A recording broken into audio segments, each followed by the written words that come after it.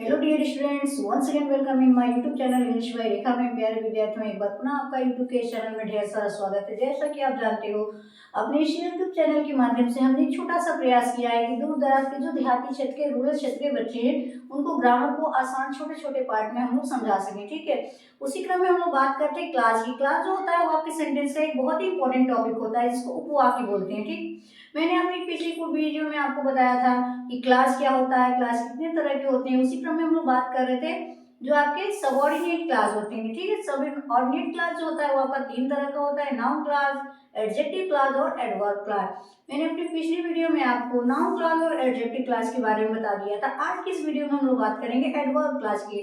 तो आइए समय नहीं गंवाते हैं और एडवर्ब क्लास के बारे में बात करते हैं। ठीक है, देखिए सबसे कह रहा है कि एडवर्ब क्लास जो होता है, कह रहा है कि it work as a adverb in a sentence. Adverb की डेफिनेशन क्या होती है? विच क्वालिफाई अ वर्ब और एनी नाउन और प्रोनाउन, यानी कि जो क्या करता है, विशेषता को दिखाता है, क्रिया की भी दिखा सकता है। ठीक है, अभी देखिए इसमें आपका जैसे है, कह रहा है कि एडवर्ब क्लास रिप्रेजेंट, यानी कि एडवर्ब क्लास जो होता है इसके द्वारा कुछ चीजों को प्रेजेंट किया जाए। सॉरी, अभी एग्जांपल देखते हैं। जैसे कह रहा है कि ही पास, हमारा एग्जांपल है कि ही पास यानी कि वो सफल हो गया। अब इसके पास होने का रीजन क्या है कि ही, बिकॉज ही वर्क हार्ड, क्योंकि उसने कठिन काम किया। यानी कि ये जो आपका एडवर्ब क्लास है इस पूरे वर्ब की विशेषता को बता रहा है। अब देखिए जो आपका एडवर्ब क्लास होता है इसके द्वारा पहला है टाइम यानी कि समय, प्लेस स्थान, कंडीशन यानी कि शर्त, इफेक्ट मतलब प्रभाव, रीजन मतलब कारण, मैनर मतलब ढंग, कंपैरिजन मतलब तुलना, और कंसेशन मींस होता है कि रियायत, किसी चीज के बारे में बताना। ये आपका एडवर्ब क्लास के थ्रू प्रेजेंट किया जाता है। ठीक, अभी हम इसको एग्जांपल के थ्रू और ही ब्राइटली समझेंगे।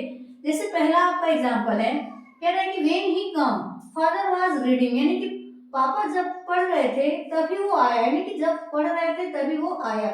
ये आपका समय बता रहा है। ठीक, इसी तरह से दूसरा एग्जांपल है कि ही में शिट, यानी कि उसे बैठना चाहिए। व्हेनेवर ही लाइक, यानी जब उसे पसंद होगा वो बैठ जाएगा, यानी कि बैठने के लिए उसको एक प्रॉपर प्लेस की जरूरत होगी।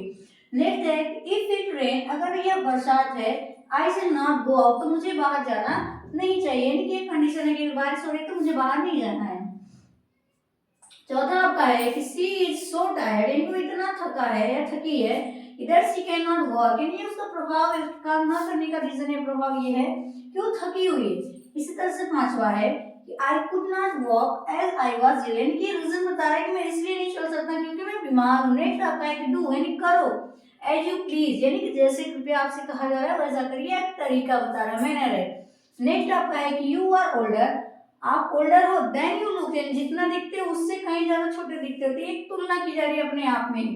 अब देख लीजिए, thought he is rich he is not proud, तो he is not proud too है, यानी कि थॉट ही इज रिच, यानी कि वो क्या है, अमीर होता हुआ भी उसके ऊपर घमंड नहीं, ये उसकी रियायत है, उसकी क्वालिटी, उसकी खूबसूरती है। ठीक, आई होप डियर स्टूडेंट इस वीडियो में आपको अच्छे से समझ में आ गया होगा कि एडवर्ब क्लास होता क्या है और एडवर्ब क्लास के द्वारा क्या क्या चीजें शो की जाती हैं।